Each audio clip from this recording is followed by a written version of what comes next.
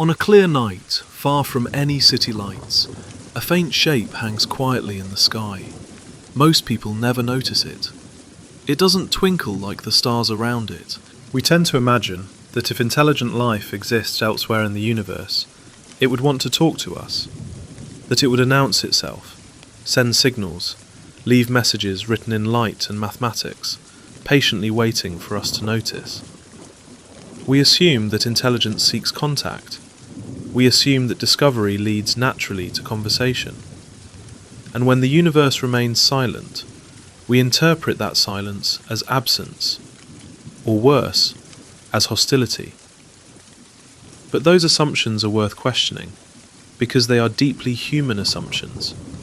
They come from a species that equates visibility with importance, noise with progress, and attention with power. A species that broadcasts, expands, and announces itself whenever it can. But intelligence does not have to behave that way. In fact, in many systems we understand well, the opposite is true. Maturity brings restraint, knowledge brings caution, and power, once fully understood, often learns the value of staying quiet. So perhaps the question is not, why hasn't anyone contacted us? But why do we expect them to? One way this idea is often explained is through what's called the zoo hypothesis.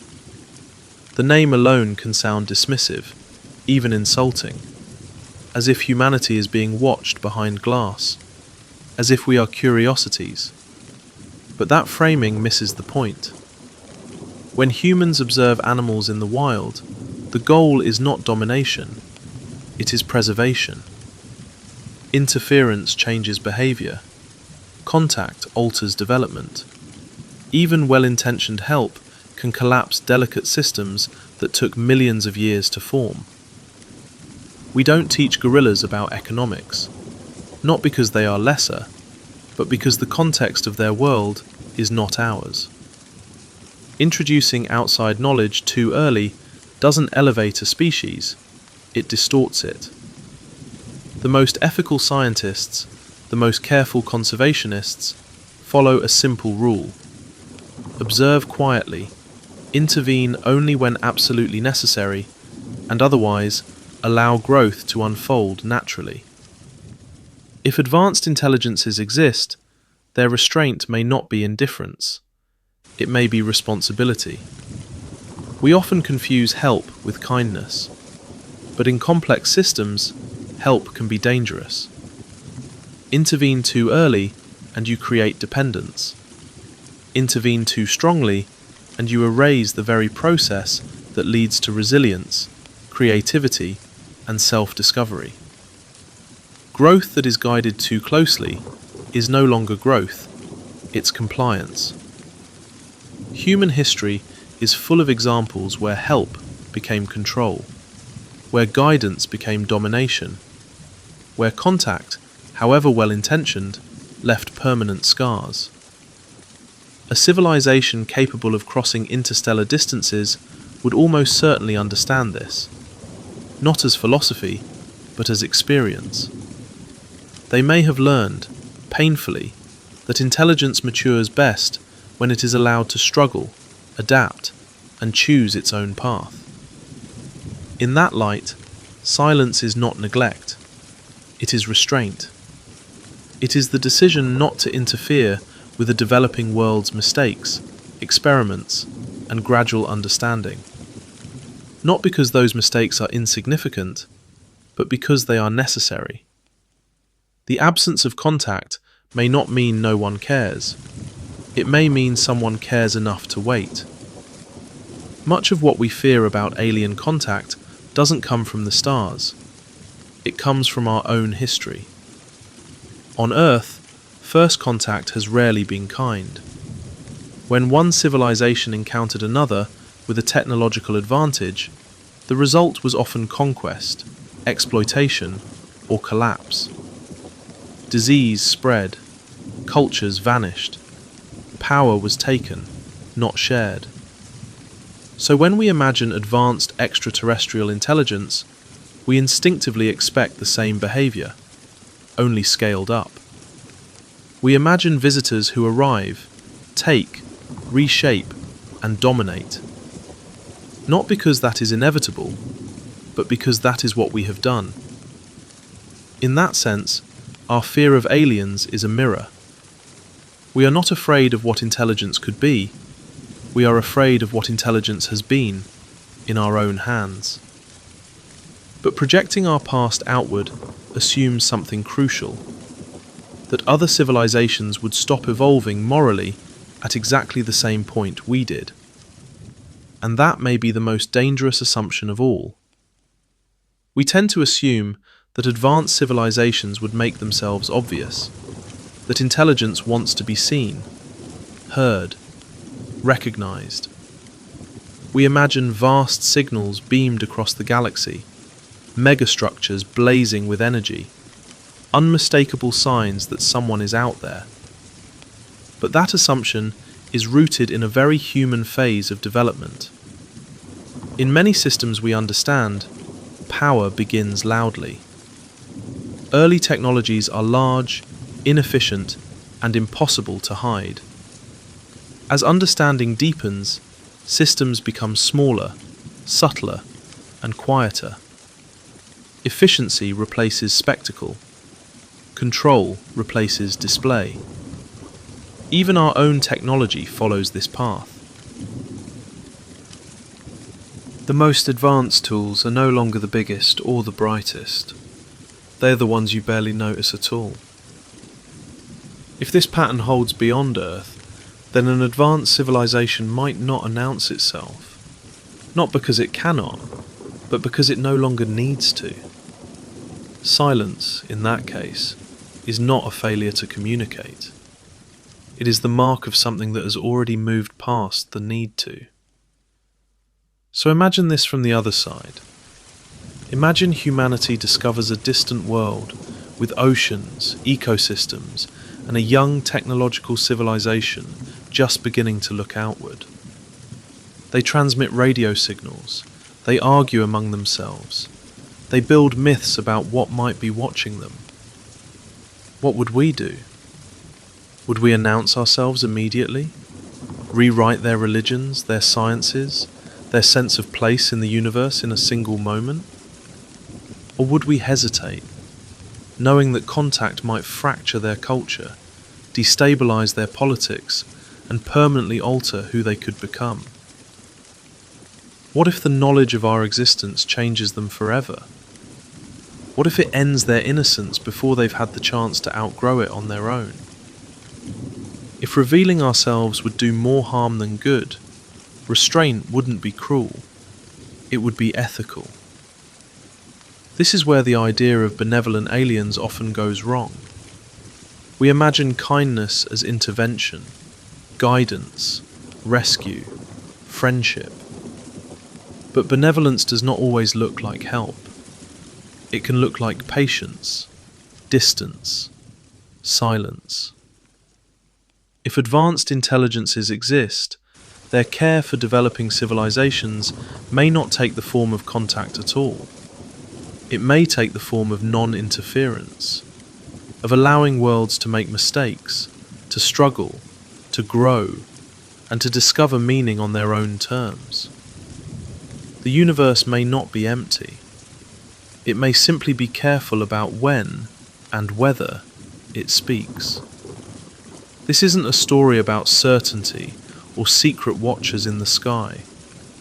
It's a thought experiment about maturity, ethics, and the kind of intelligence that survives long enough to matter. And perhaps the most unsettling possibility of all is this: that silence isn't indifference, it's restraint. Are we alone? If others are out there, why the great silence? Our science fiction often fills this silence with monsters or invaders, painting the unknown with fear. But what if, instead, the silence speaks of something else entirely? What if the most advanced intelligences in the universe are not conquerors, but caretakers? This is a story of benevolent aliens, a gentle exploration of the idea that those who have mastered the stars might choose compassion over conquest. This isn't a tale of imminent revelations or fantastical proofs. We have no secret transmissions, no UFO dramas to offer. Instead, consider this an invitation to a peaceful thought experiment.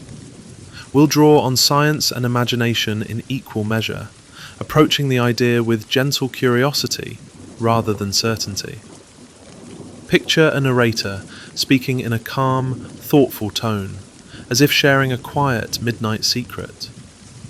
Maybe, just maybe, the galaxy is kinder than we think. So make yourself comfortable.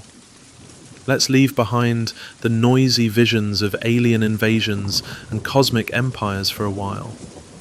Together, we'll explore a different possibility, one grounded in reason and hope. It's a journey through philosophical astrophysics, where we ask not what aliens could do to us, but what they might have chosen to do for us, or not do, out of wisdom and compassion.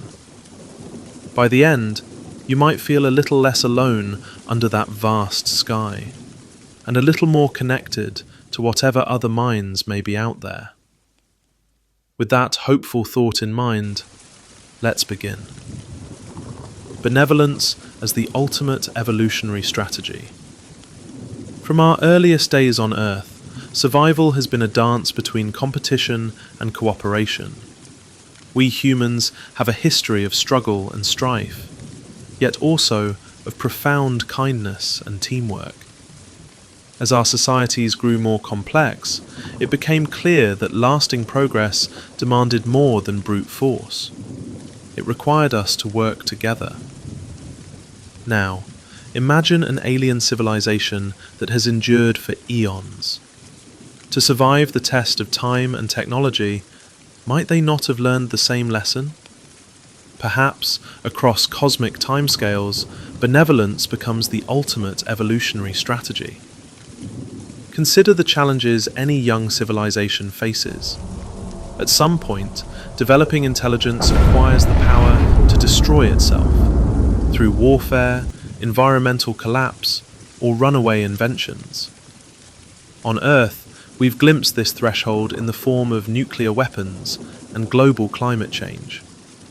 We stand at a precipice where cooperation and wisdom are no longer lofty ideals, but survival requirements.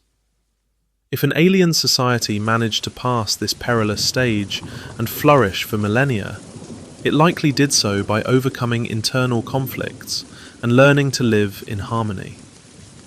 A species constantly at war with itself might never live long enough to reach the stars.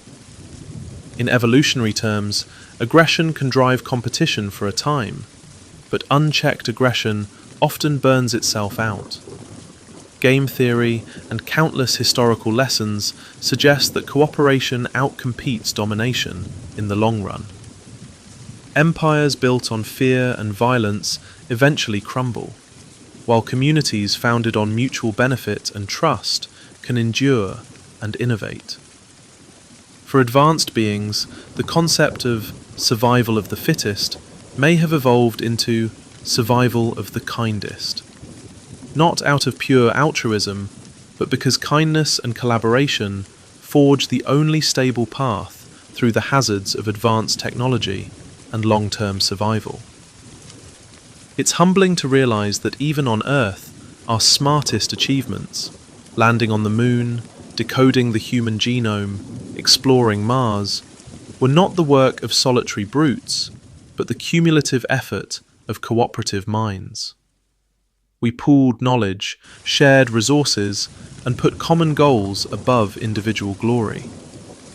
If we extrapolate this pattern to a civilization 1,000 or 1,000,000 years older than us, we might imagine they long ago embraced unity over division. Perhaps their greatest minds and leaders realized that compassion is not a moral luxury, but a practical necessity. Over centuries, they could have cultivated global, or rather planetary, peace. redirecting energies from conflict to curiosity, from competition to exploration. Some scientists and thinkers speculate that this very step, learning to curb violence and work together, might be a great filter in the cosmos. The great filter is an idea posed to explain the Fermi Paradox, the puzzling fact that we see no evidence of aliens despite the vastness of the universe.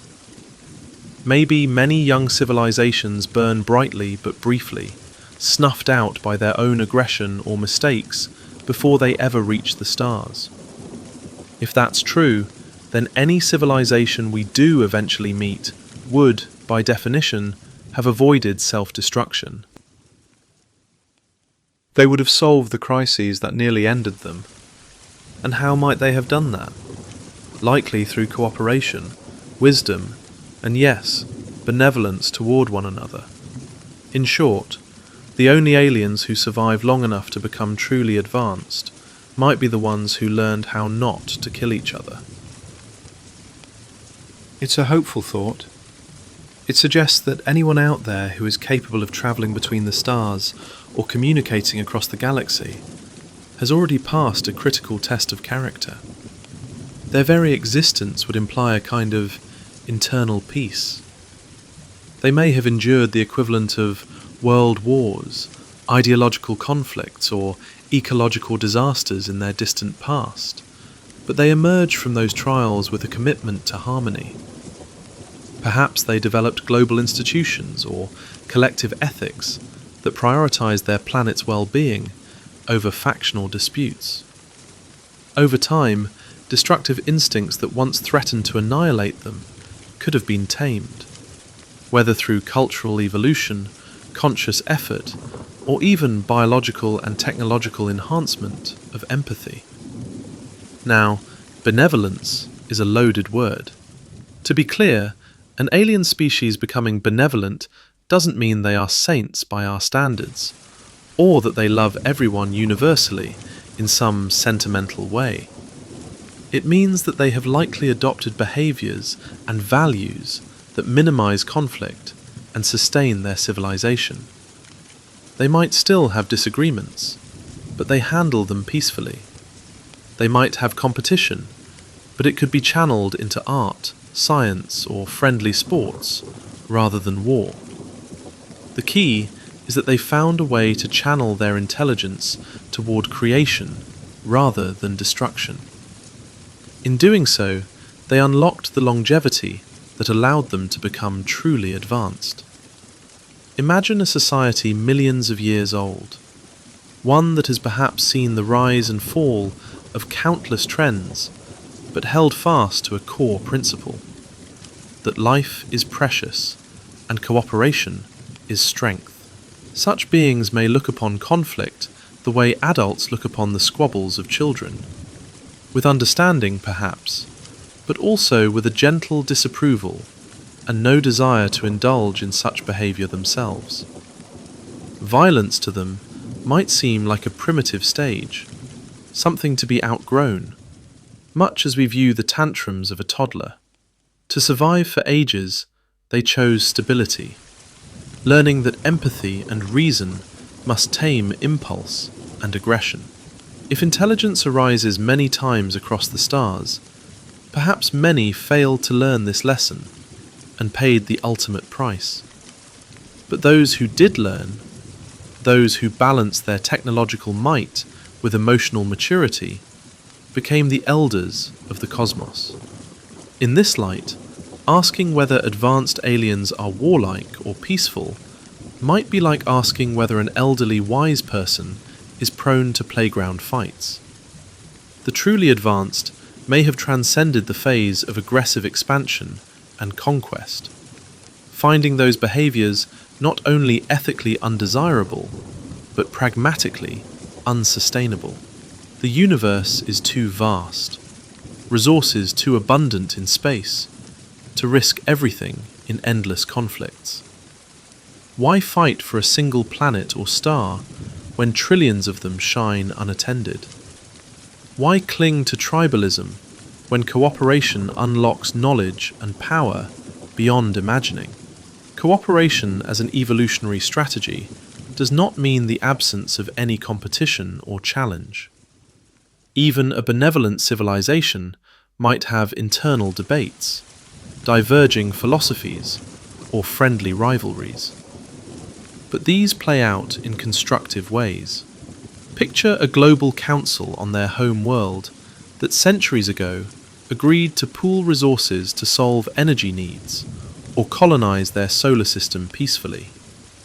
Or imagine that their equivalent of nations long ago traded their arms races for a race to cure diseases, to explore neighboring worlds, to improve quality of life for all their species. Over time, such priorities would become cultural bedrock. Each generation would be raised with the understanding that survival and progress are collective endeavors. The mindset of us versus them might have slowly dissolved into a broader sense of all of us together. Perhaps even an understanding that they are part of a larger community of life in the cosmos, waiting to be discovered, encourage them toward gentleness. We can even picture a possible turning point in their distant past. Perhaps faced with a crisis of planetary scale, a great war, or a looming environmental collapse, they chose unity over division. Instead of perishing, they pulled back from the brink and made a collective pledge to prioritize peace. That could have been the moment their civilization truly grew up, paving the way for ages of progress free from the shadow of war. It's worth noting that on Earth, we've seen hints of how intelligence and sociality intertwine. Our closest primate relatives, chimpanzees, often resolve disputes violently, and their communities remain small. Humans, in contrast, gradually developed norms and laws that discourage violence and enable large societies to function. We learned empathy through stories, extended our circles of concern, and scaled up cooperation. From families, to tribes, to cities, to nations, and now, increasingly, to a global perspective. This trajectory gives hope that cruelty and violence are not permanent fixtures of intelligence, but rather phases that can be surpassed. An alien civilization, especially an older and wiser one, might have taken this even further, achieving a state of enduring peace that to us would appear almost utopian. Thus, when we imagine meeting an extraterrestrial intelligence far beyond our own, it's plausible to picture not a horde of conquering invaders, but elders meeting a younger society. They might approach with caution and empathy, not because they have nothing to gain from harming us, but because harming others simply isn't in their repertoire anymore. If they have truly advanced in mind and spirit, the only reasonable way to exist in a universe full of potential peers is through understanding and respect.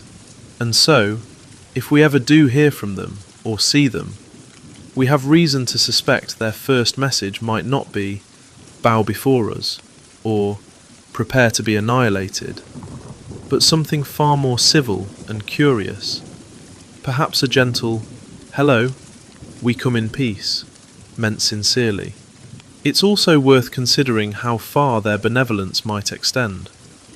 We, humans, at our best, have gradually expanded our circle of empathy, first to our family and tribe, then to our nation, and nowadays, many people feel compassion for all of humanity, even for other species. An advanced civilization might have gone through a similar expansion of the heart. Initially, they may have learned to be kind to their own kind, ending internal strife. Later, they might come to value other forms of life, recognizing the common spark of consciousness wherever it arises. Their sense of us could broaden to include all thinking beings, or even all living things. If they encountered simpler life forms on other worlds, perhaps they protected them. If they became aware of other intelligent species, maybe they sought mutual understanding instead of conquest. We cannot know for sure, and we must be careful not to project human ideals blindly onto aliens. But logically, a species that survived its youthful turbulences through cooperation and empathy would likely apply those principles when meeting outsiders as well. Hostility toward a newly discovered civilization would be at odds with the values that preserved their own. Thus, it's reasonable to imagine that their benevolence, once kindled, wouldn't stop at their atmosphere's edge, but would radiate outward as a general respect for life. Of course, there's always the possibility that an alien idea of kindness is very different from ours. What they consider benevolent, we might not even recognize. But non-interference and peacefulness are pretty unambiguous. It's hard to mistake the absence of an attack for anything but goodwill, or at least neutrality. If they truly didn't care at all about others, we likely would have known by now, because indifference at a cosmic scale might mean using resources or conducting experiments without regard for younger civilizations like ours, possibly harming us in the process. The fact that we haven't seen stars being blown up or planets harvested in our neighborhood is a small, indirect reassurance. It hints that if advanced beings are out there, they aren't running roughshod over the galaxy, at least not in our vicinity. That in itself suggests a level of restraint that could be motivated by ethical considerations. They treat the cosmos not as a playground for reckless expansion, but as a shared space where respect and caution prevail. The Great Silence reinterpreted quietude as cosmic restraint. Yet here we are, straining our ears across the cosmic void and hearing nothing but silence. For decades, scientists have pointed radio telescopes at the sky, listening for a whisper of alien technology, some signal that says, "We're here." So far, nothing definitive has come through. This quiet has a name: the Great Silence, a core aspect of the Fermi Paradox. It asks, if the galaxy is teeming with life, why has no one said hello? Many find this silence eerie or even ominous. But what if it isn't a sign of absence or hostility, but a deliberate choice? What if advanced civilizations choose to remain quiet, out of a sense of wisdom or caution? We humans have an old adage, silence is golden. In the cosmic context, silence might indeed be a golden rule followed by the eldest civilizations.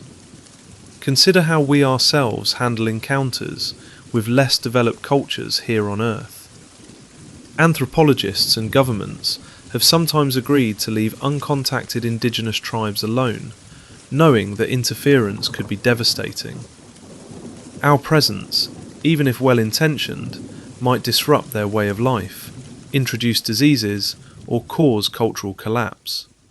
So instead, we watch from afar and let them live as they have for ages, until they are ready or willing to engage. Now scale that scenario up to a galactic level. If there are cosmic elders, they may see us as that isolated tribe, developing at our own pace, not yet robust enough to handle direct contact. Their silence could be an act of restraint and compassion. This idea isn't just poetic, it's been discussed in scientific circles as the zoo hypothesis or garden hypothesis.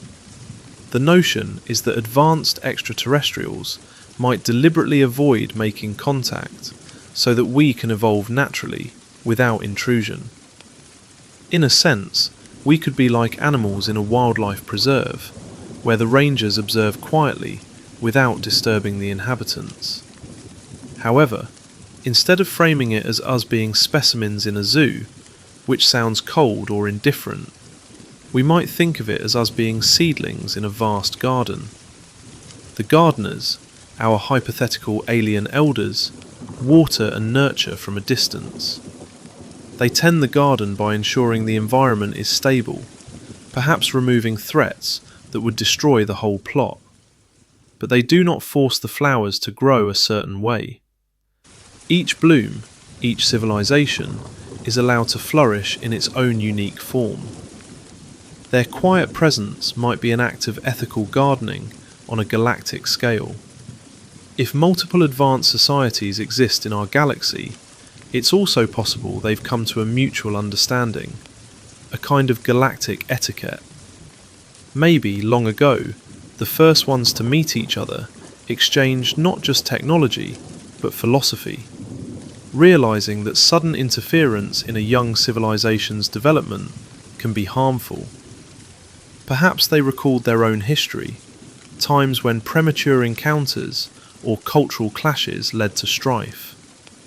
To maintain cosmic peace, they might agree to keep a low profile when exploring inhabited star systems, particularly those with civilizations just beginning to walk onto the cosmic stage, like ours. It's intriguing to imagine that the silence is not emptiness, but a sign of cosmic courtesy, a quiet pact among enlightened races to let the young ones find their own way. Some thinkers even refer to this scenario as joining a galactic club.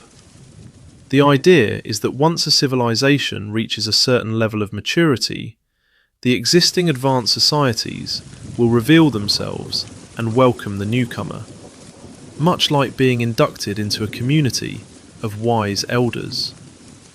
But until that point, Earth might be on a kind of quarantine or protected status, not in a punitive way, but in a nurturing way.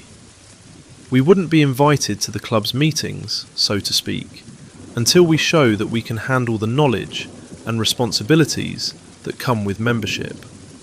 This concept reinforces the notion that silence could be intentional, a filter to separate the noise of immature civilizations from the harmony of an enlightened collective.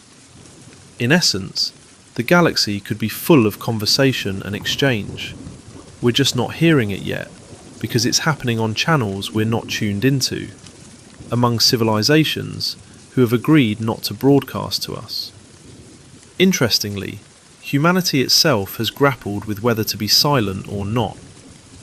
A debate has arisen in recent years about messaging extraterrestrial intelligence, METI, essentially whether we should actively send signals out to possible alien civilizations.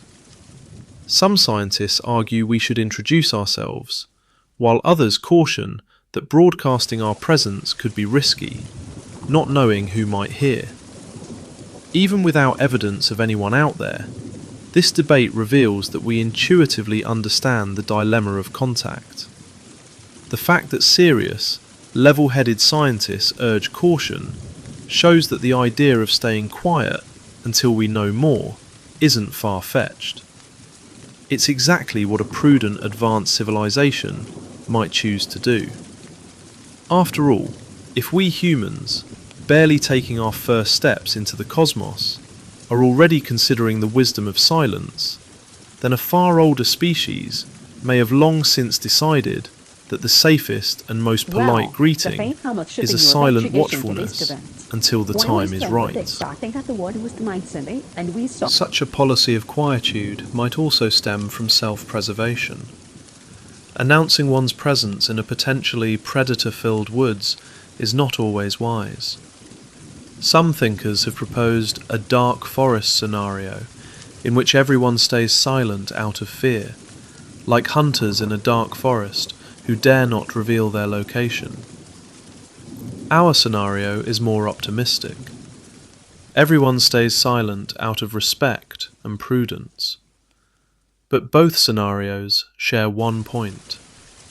Broadcasting recklessly into the unknown might attract unwanted attention. Even a benevolent species might worry that a loud shout into the void could disturb someone or something best left alone.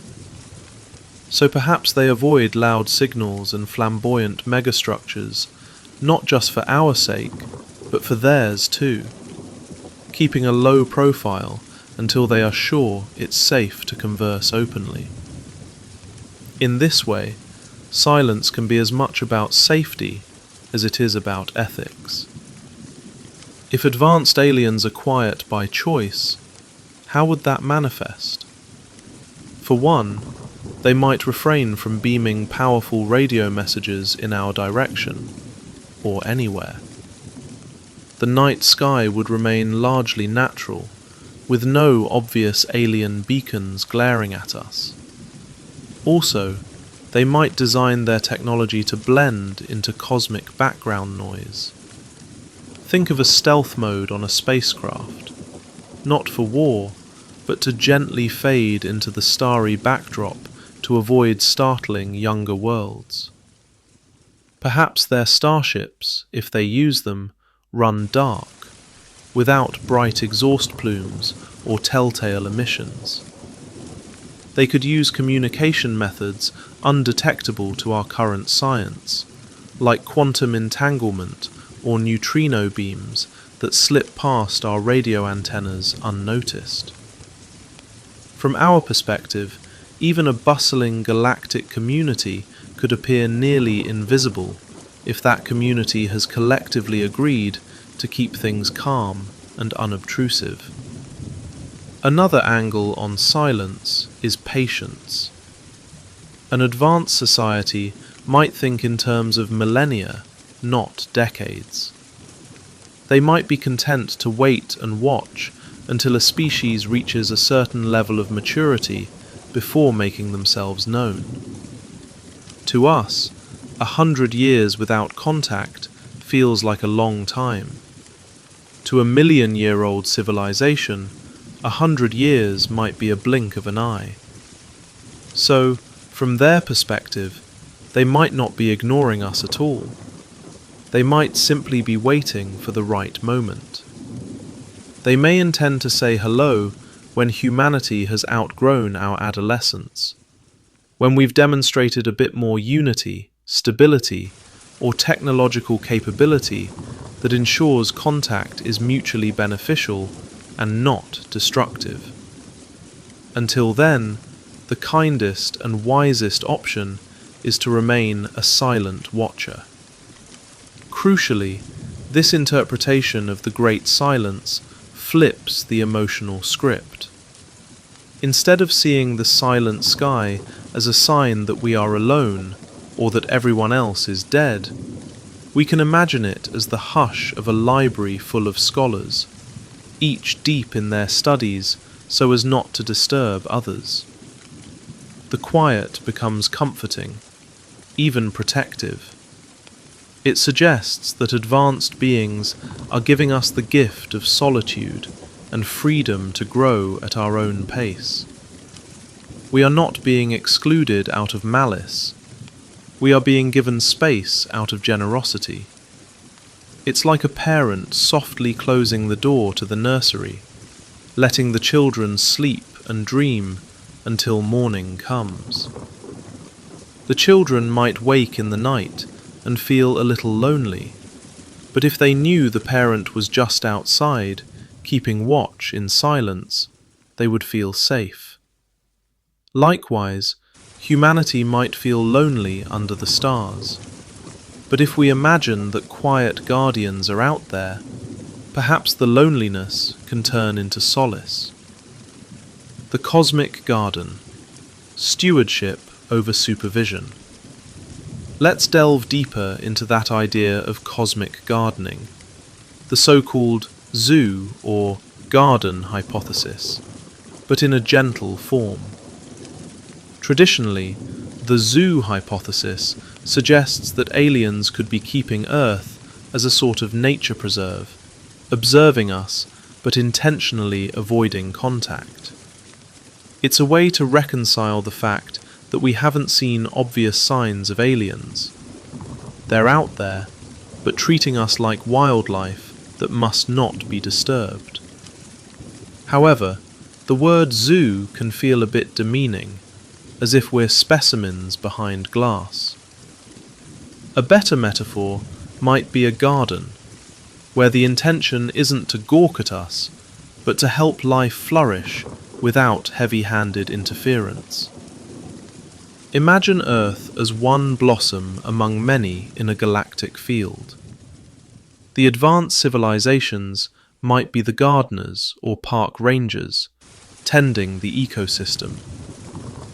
Importantly, a good gardener doesn't yank open a flower bud to force it to bloom. They water it, give it sunlight, and then stand back. In the same way, our cosmic gardeners, if they exist, wouldn't micromanage our development or jump in to solve every problem for us. They would understand that a civilization needs to face challenges and grow through them to reach maturity. Observation without manipulation could be their guiding principle. They might study us to learn about the diversity of life and culture, much as a scientist studies nature, but they would refrain from heavy meddling because they value our autonomous evolution. What forms might such stewardship take? Possibly it's subtle. They could be monitoring our planet for any truly catastrophic dangers, things that would wipe us out completely or irreversibly derail life. Think of events like planet-killer asteroids, nearby supernova blasts, or aggressive alien invaders, should any exist. If a giant asteroid were on a collision course with Earth, a benevolent guardian might gently nudge it off track long before we even noticed. We'd just count ourselves lucky that disaster never struck. If a deadly gamma-ray burst was aimed our way, perhaps they'd have the means to shield us or alert us without revealing themselves outright. This would be cosmic caretaking at its finest. Subtle, behind-the-scenes protective acts that preserve the natural growth of the garden. Notice that this concept doesn't require the aliens to control our day-to-day affairs or give us utopia on a silver platter. In fact, they would intentionally avoid becoming gods to us. A fundamental rule might be, don't do for a younger civilization what it can eventually learn to do for itself. Just like parents eventually let a child tie their own shoes and make their own mistakes, the guardians would let us navigate our social and technological challenges. They might watch with concern when we stumble, wars, pollution, injustices, but they'd likely intervene only if we were truly about to destroy ourselves completely, or if an external threat beyond our capacity loomed. This aligns with what many in the scientific community have mused about, a non-interference principle akin to the prime directive from science fiction. Only in extreme scenarios, where the very existence of the garden, or the wider ecosystem, is at stake, might the caretakers step in. One can envision a sort of galactic network of watchers, quietly sharing notes. Species number 1234, that's us, is splitting the atom. Watch closely now. They might need guidance if they get too close to self-destruction. But the guidance would likely be indirect. Perhaps an odd signal, or a nudge to one of our scientists in a dream, inspiring a new clean energy solution. Who knows? Nothing overt enough to prove aliens exist, just a seed planted in a human mind that grows into an idea which helps us avoid disaster. If they are truly wise, they might find ways to help that still leave us feeling like we solved the puzzle ourselves. Of course, this is speculative. We should ask, why would they bother at all? Why not just ignore emerging civilizations entirely? A possible answer is empathy and value for life. If a species has cultivated benevolence internally, they might extend it externally too. Just as we humans have conservationists devoted to protecting even the smallest endangered species on our planet, an advanced society might feel a sense of stewardship toward fledgling life forms elsewhere. They might remember their own vulnerable past and feel a kinship with any young civilization standing at similar crossroads. And if the cosmos gifted them the time and capability to roam among the stars, perhaps part of how they choose to use that capability is to nurture and protect, rather than to conquer and exploit. In the garden metaphor, it's not enough to grow one's own flower tall. The true gardeners want the whole garden to thrive. Interestingly, we humans are already contemplating how to be gentle explorers ourselves. Whenever our probes and rovers reach out to other planets or moons, we carry out a practice called planetary protection. We sterilize our spacecraft to avoid contaminating potentially life-harboring environments with Earth microbes. Why? Because even unintentionally harming a possible alien ecosystem, no matter how simple or primitive that life might be, feels wrong to us. We recognize the value in letting life develop on its own terms. This is a nascent form of the ethic we're imagining in advanced aliens. If we, a still primitive civilization by cosmic standards, can grasp the importance of not carelessly ruining another world's biology, then imagine what a million-year-old civilization might adhere to. They could have far more rigorous cosmic protection protocols, treating inhabited worlds with the utmost caution and reverence. Another human parallel is our stance on uncontacted human cultures. There are still isolated groups on Earth with minimal outside influence. Many governments and anthropologists now believe these groups should be left unbothered unless they seek contact, because intrusion usually harms rather than helps. If we can formulate such principles within a few centuries of global civilization, a far older society might apply the same logic automatically when encountering any society still in development. They might see intervention not as a gift of enlightenment, but as a theft of destiny, robbing that young culture of the chance to discover, learn, and become something unique on its own. So, under the zoo or garden hypothesis, you and I living our daily lives might be utterly unaware of any watchers. And that's exactly the point, to be unaware, so that we are free to progress naturally. It could be that we are truly alone. We must acknowledge that possibility. But if we are not, if there are benevolent eyes watching, then their greatest act of love might be to keep their distance until we're ready. It's a profoundly comforting scenario to think that if we ever teeter on the brink of doom, a quiet hand might just intervene to pull us back, and then retreat before we ever turn around to see who saved us. In the meantime, the garden grows wild and beautiful, every civilization blossoming in its own unpredictable way. Why the kind stay hidden? Technology and trust. If these cosmic caretakers exist, it raises a natural question. Why haven't we detected any sign of them? Even if they practice non-interference, wouldn't their presence in the galaxy still leave a footprint? Why don't we see their ships, or hear their communications, or notice some engineering marvel out there? The answers might lie in their technology and their deliberate choices about using it. There are many reasons an advanced, well-meaning civilization might choose to stay in the shadows. Some of the most important include stealthy technology. Their technology could be so advanced that it doesn't produce easily detectable signals or waste. As the old adage goes, any sufficiently advanced technology is indistinguishable from magic. their tools might be so far beyond us that we'd mistake them for nature. For example, instead of loud radio broadcasts, they might use communication methods like tightly beamed quantum signals or other exotic means that we have no means to intercept.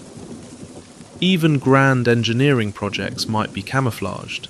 For example, rather than building a glaring metal station, they could hide a habitat within an asteroid or in a quiet corner of space, making it indistinguishable from the natural background. Any spacecraft they use might be designed to be virtually invisible to our instruments. Respect for autonomy. They may deliberately avoid interfering with younger civilizations' growth. That means not announcing themselves or landing dramatically, because doing so would infringe on our natural development and our right to discover the universe at our own pace. Staying hidden is a way to let us make our own mistakes and victories. Preventing culture shock. History shows that sudden contact between unequal societies can devastate the less advanced one. To avoid causing panic, social breakdown, or even the worship of aliens as gods, they stay out of sight until we're ready. In other words, they don't want to upend our cultures by arriving too soon. Cautious assessment. Benevolence doesn't mean naivety. They might observe us over long periods to ensure we are not violent or hostile before revealing themselves. Just as we might be cautious about an unknown alien race, they too take care. Staying hidden is partly about safety and prudence, for both us and them. Energy efficiency. A mature civilization might have learned to use energy with incredible efficiency. They may not need gigantic, energy-leaking megastructures or planet-draining projects that would make them obvious. Their infrastructure could be compact, clean, and difficult to distinguish from natural cosmic phenomena. All these reasons together mean that even a bustling galactic community could remain effectively invisible to us. Like careful park rangers in a vast wilderness, the guardians leave no obvious tracks. The best gardeners are invisible while their gardens thrive. What form might cosmic kindness take? Talking in generalities is one thing, but let's paint a more vivid picture of what benevolent alien actions might actually look like. If indeed there are silent guardians out there, how would we recognise their work? Or rather, how might their work manifest without giving the game away? Protecting developing worlds. They could shield young civilizations from extinction-level events, like diverting massive asteroids or mitigating deadly cosmic bursts, without those civilizations ever knowing. Perhaps a well-timed gravity tug or a gentle push to a threatening comet is all it takes, and the inhabitants below simply enjoy another normal day, never realizing how close they were to disaster. This ensures the garden of life continues to grow, preserving planetary habitability. Through subtle means, they might help keep a planet stable and livable. For instance, ensuring a planet's climate doesn't veer into a completely uninhabitable state. It's akin to a gardener giving a wilting plant just enough water to survive a drought, without otherwise altering its growth. They wouldn't prevent us from facing challenges, but they might stop irreversible catastrophes. Offering inspiration. Instead of direct instruction, they could inspire ideas or breakthroughs indirectly. Perhaps they send out puzzles or gentle hints in the fabric of signals, or even the occasional unexplained inspiration that sparks discoveries, allowing civilizations to solve problems on their own, while benefiting from a nudge in the right direction. If benevolent aliens influence us at all, it could be through inspiration rather than instruction. Containing cosmic threats. If aggressive species or dangerous phenomena threaten many worlds, benevolent ones might act as galactic peacekeepers. They could quietly intervene to prevent wars from spilling over, or to keep hostile forces at bay, doing the difficult work behind the scenes, without drawing attention to themselves among the uninvolved civilizations. In essence, they'd be an unseen guardian force maintaining peace. Sharing knowledge carefully. When a society is ready, they might share information or technology, but slowly, in measured steps, at a pace the younger society can absorb without upheaval. This might happen through subtle communication that guides rather than overwhelms. The goal would be to teach without dominating, ensuring the younger civilization still feels the triumph of discovery. They open a door for us, but let us be the ones to walk through it. Spreading life.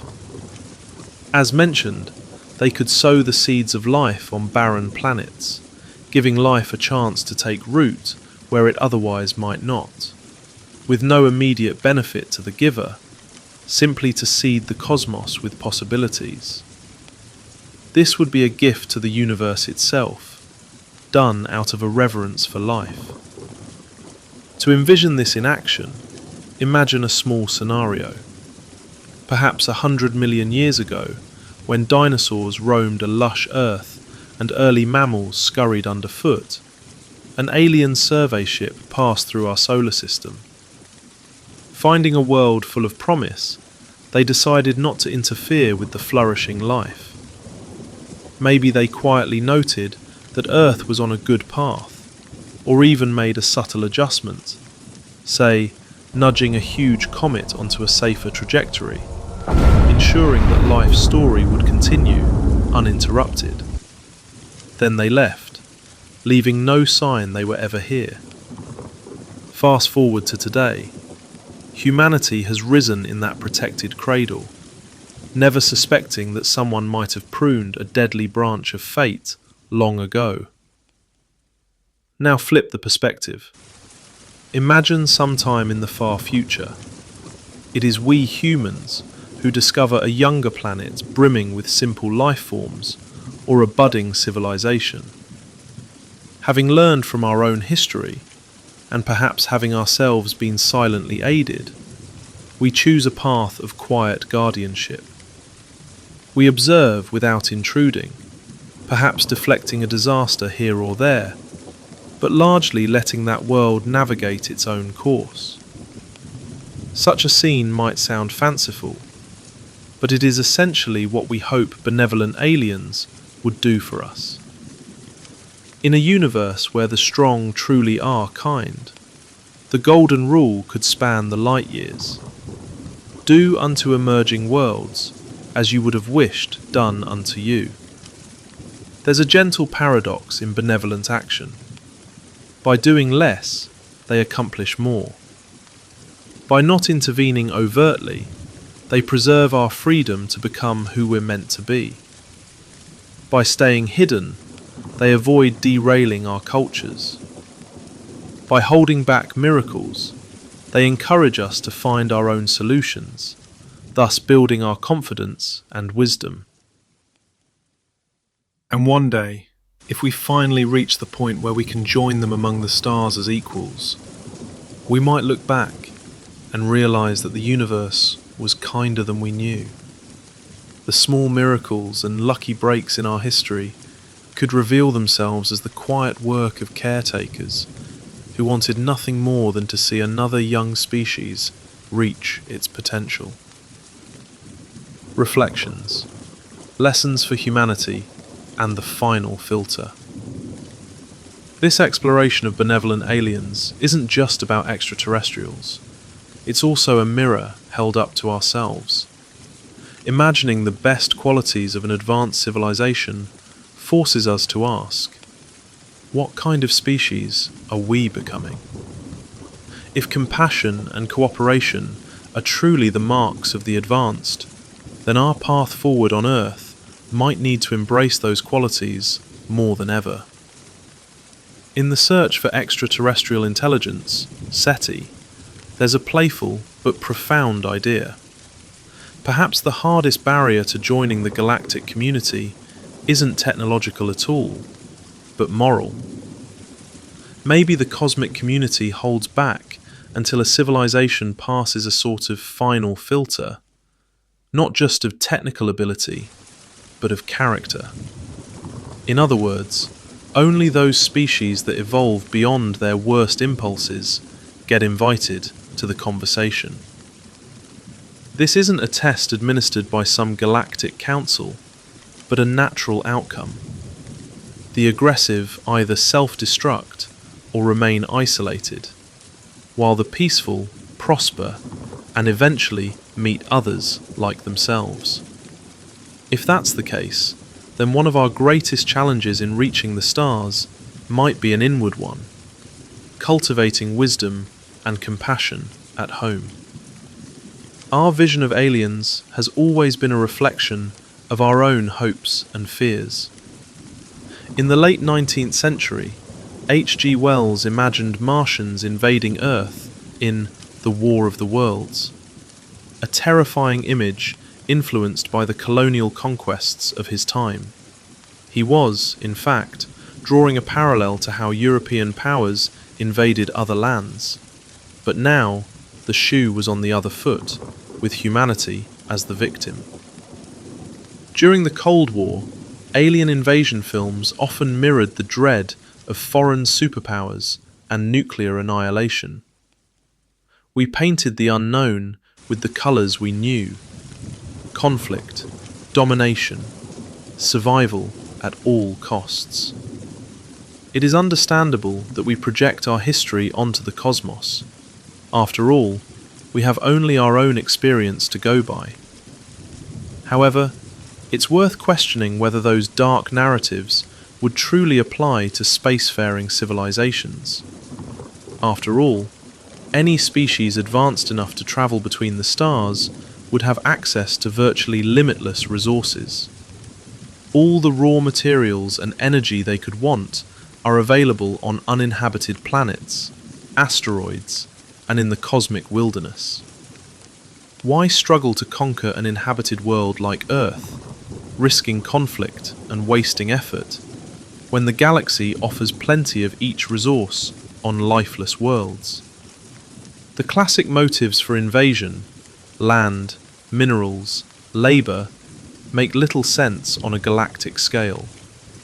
The one thing Earth uniquely offers is our vibrant biosphere and culture. A benevolent or merely rational species might regard those not as targets to destroy or exploit, but as phenomena to appreciate and study. Unless an alien species is pathologically aggressive, they have little practical incentive to harm us.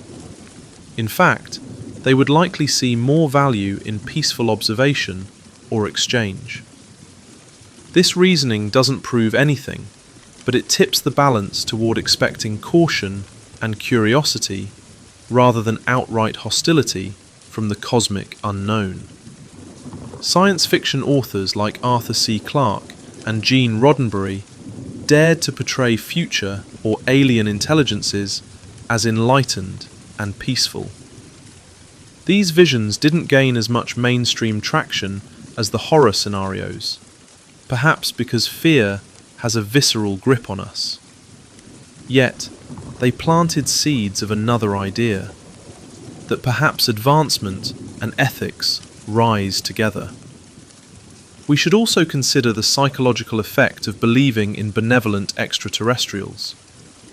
Such a belief isn't about being naive, it's about choosing a hopeful framework when the truth is still unknown.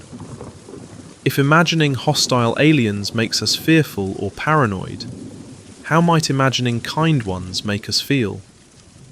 It could encourage us to be more cooperative and forward-looking, in hopes of one day earning our place among those peaceful cosmic elders. It can also be a remedy against the loneliness of the cosmic ocean, fostering a sense that we are part of a larger, if silent, community. Hope can be as powerful a driver as fear, and arguably a healthier one for building a better future. By entertaining the possibility of benevolent watchers, we set a positive goalpost for ourselves, to become worth meeting in the eyes of the universe's most advanced beings. It's telling that even contemplating other intelligences has, at times, brought us together. When the Apollo astronauts photographed Earth as a fragile blue marble in space, it shifted perspectives, highlighting the common bond of all people sharing one world. Similarly, the awareness that we might have cosmic neighbours encourages us to see humanity as a single family rather than rival factions. Carl Sagan and others have mused that if we ever did make contact, the shock and wonder could unify us, our old disputes paling next to the vastness we all face. Whether or not that first contact comes, thinking about it can already inspire us to be more unified and mature as a civilization. Reflecting on benevolent aliens invites us to imagine our own future in a different light. Suppose humanity survives its growing pains, nuclear tensions ease, sustainability is achieved, and we avoid catastrophe. A few hundred years from now, we might be the ones venturing to other stars. What ethos will we carry with us? Will we behave as caretakers or conquerors? Our science fiction is replete with both visions. Humanity as ruthless colonizer of the galaxy, or humanity as enlightened explorer. The way we treat our planet and each other now sets the foundation for which of those paths we take. If we aspire to meet kind neighbours in the cosmos, perhaps we should strive to become the kind of neighbours they would want to meet. Think of how we would approach a planet teeming with life, but no advanced civilization. If we've learned anything from our own history, and from this thought exercise, we would hopefully approach with great care. We might observe quietly, study the life forms without disturbing them, and certainly avoid exploitation. Maybe we'd even take on the role of guardian angels for a while, ensuring that life thrives, intervening only to deflect disasters like asteroid strikes, and otherwise keeping a low profile. It's a beautiful symmetry. The way we hope to be treated by hypothetical aliens is how we should treat any life we find. Our values of empathy and stewardship would have to scale up with our capabilities. Even today, before any contact, the idea of cosmic benevolence can influence us. It suggests that progress isn't just about smart technologies or faster rockets, but about growing kinder and wiser as a species. It reframes what it means to be advanced. Perhaps the aliens we dream of meeting are in no rush, because they are, in a sense, waiting for us at the finish line of moral development. Not for perfection, no society is perfect, but at least for a baseline of unity and goodwill that signals we're ready for the next steps. It is a gentle encouragement for us to solve our global problems and treat each other and our planet better.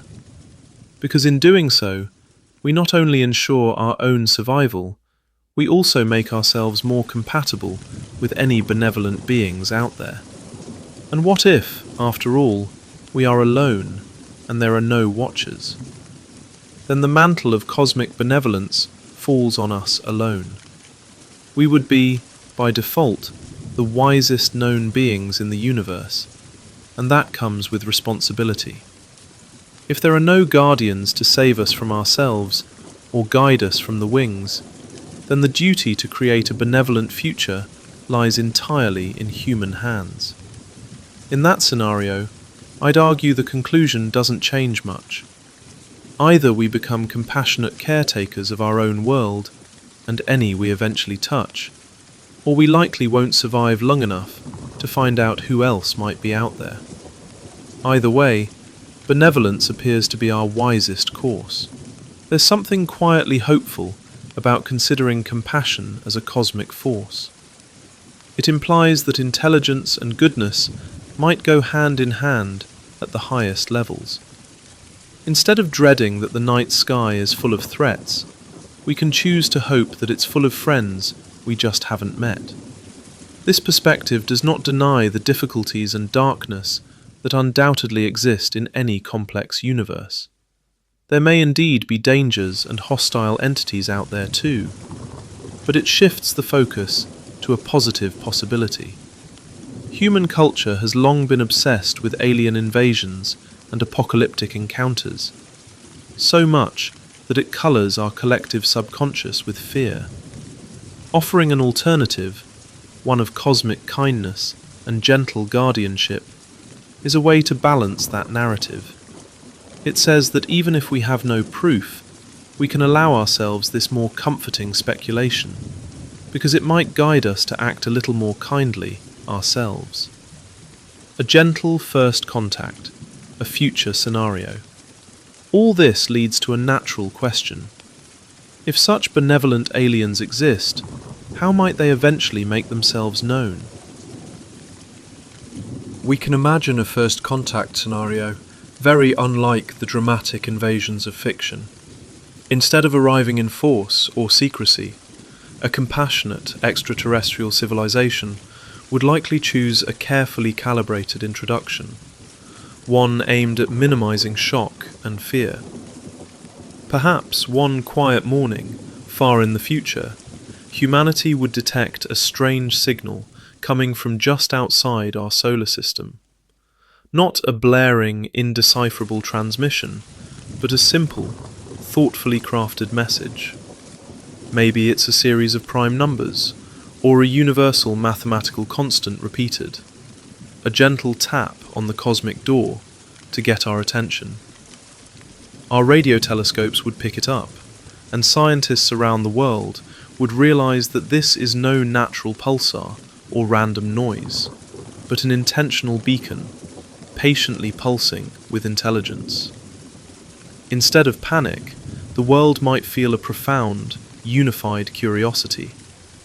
Imagine people around the world pausing in awe, watching the same news updates, sharing the same hope. Even conflicts and divisions might momentarily fade, as humanity holds its breath together, aware that a monumental threshold is being crossed. At last, we know someone is out there, and they're saying hello in the most considerate way they can. As we decode the signal, we might find it contains basic scientific information, perhaps their way of showing us they understand physics and biology, inviting us to do the same. There could be simple pictograms, not of their appearance, they might still wish to remain unseen a bit longer, but of mathematical concepts or friendly greetings. The message might even acknowledge our culture, referencing key things they've observed. Imagine a hint of a Beethoven melody, or a sketch of our DNA helix. Subtle reassurances that they know us and come in goodwill. Importantly, the tone would be patient. They might transmit for days or weeks, then wait, giving us time to absorb and respond when we're ready. Such aliens might choose an out-of-the-way meeting spot for the eventual face-to-face encounter, rather than appearing over a major city.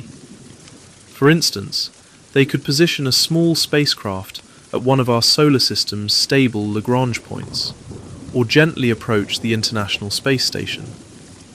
They would likely coordinate quietly with our astronomers and leaders, perhaps through continued signaling, to arrange a safe and controlled first meeting.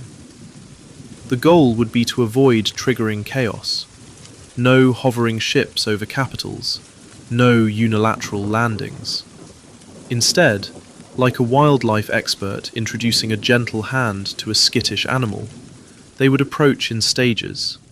First communication, then a distant appearance, and finally a close encounter once we've grown accustomed to the idea.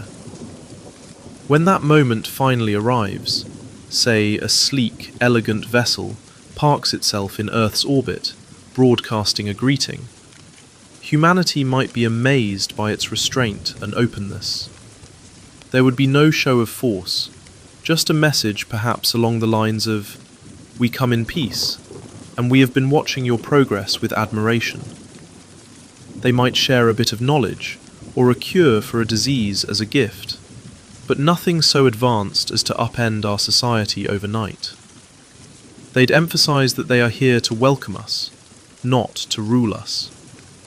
In a way, it would feel less like first contact with an alien conqueror, and more like meeting a wise mentor or a long-lost friend. This scenario, of course, is just one imagining. Reality could unfold differently, but it illustrates how a benevolent approach to contact might play out. Slowly, transparently, and with great care for our well-being. The aliens in this story are not saviors swooping in to solve everything, nor tyrants imposing their will. They are guides opening a door. The feeling left for humanity would likely be awe and gratitude, not terror. We would finally know we're not alone, and better yet, that our cosmic neighbours are friendly. And from that day forward, Earth would no longer look at the stars the same way. We would carry the knowledge that someone out there cared enough to watch over us and welcome us into a greater fellowship of civilizations. In time, perhaps we would even join that community fully, contributing our own voice to the chorus of the galaxy. But all that lies beyond the first hello, in that precious moment of contact, the greatest gift would simply be the reassurance that we had friends in the cosmos. The night sky would forever after seem warmer and more welcoming, dotted not just with stars, but with the promise of companionship. Conclusion: a quiet hope for the cosmos. In closing, the idea of benevolent aliens is not presented here as a certainty, but as a comforting hypothesis, a philosophical what if that turns our gaze inward even as we look outward. It reminds us that how we imagine our cosmic neighbours says a lot about us. If we can envision and earnestly hope for caretakers rather than conquerors, maybe we are already taking the first steps toward being better caretakers of each other. There is a kind of promise in believing this. It encourages us to rise to the occasion. Whether or not silent guardians actually exist, we can choose to be better stewards of our own planet, kinder to one another, and more peaceful in our progress. In doing so, we become a little more like the enlightened beings we envision, making us ready, in heart and mind, for the day we might finally say hello across the stars. On a quiet night, under that vast, silent sky, it helps to think that we are not so alone after all. Perhaps, far beyond the edge of our awareness, there are wise old civilizations tending the light of life in the universe, like precious candles in the dark. And if someday the time comes for us to meet them, we might greet them not with fear or hostility, but with the understanding and kindness that we have been slowly learning all along. After all, if the cosmos has been kind enough to harbour such watchers, the least we can do is aspire to the same ideal. In the great silence, there is a promise that one day, when we are ready, a gentle voice might speak from the dark, saying, "Welcome, we've been watching you grow, and we're glad you've made it this far."